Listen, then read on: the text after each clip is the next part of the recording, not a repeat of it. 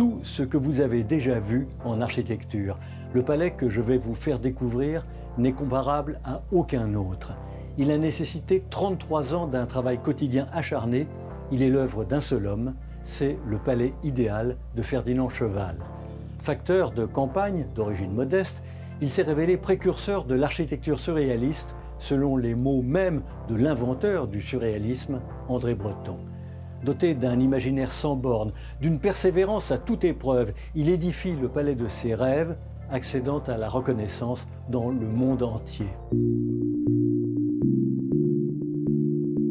C'est en 1879, dans son petit village drômois de Haute-Rive, à 50 km au nord de Valence, que le facteur Cheval, alors âgé de 43 ans, conçoit cette construction singulière qui le rendra célèbre.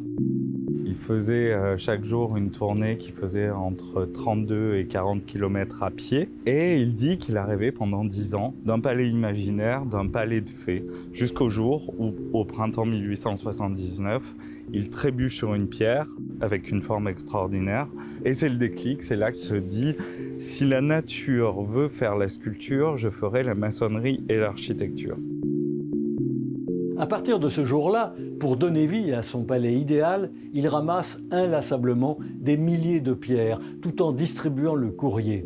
Il en ressortira une œuvre unique, inclassable, d'autant plus étonnante que le facteur Cheval n'avait aucune formation en maçonnerie ni en architecture. À l'époque, le béton armé n'existe pas encore. Ferdinand Cheval a déjà l'idée de mettre des tiges en métal qu'il recouvre ensuite de chaux et d'un alliage très dur qui permet de maintenir le bâtiment. C'est pas tout à fait le béton armé, mais c'est tout comme, et c'est ce qui sera inventé plus tard. C'est pour dire à quel point il est d'une modernité extraordinaire. Mais le facteur Cheval n'est pas seulement un maçon avant-gardiste, il est aussi un artiste génial. Lui qui n'est jamais allé au-delà de Lyon, il découvre le monde par les gravures exotiques des magazines qu'il distribue lors de ses tournées et qu'il sculpte ensuite sur son palais. On peut y retrouver toutes les cultures, toutes les religions. On a autant une mosquée qu'un temple hindou, la grotte de la Vierge Marie, qu'un chalet suisse. Tout vient vivre ensemble. C'est une façon de faire découvrir au monde ce que lui a découvert. Quand il le termine en 1912, le palais devient, pour le facteur Cheval, un musée du monde.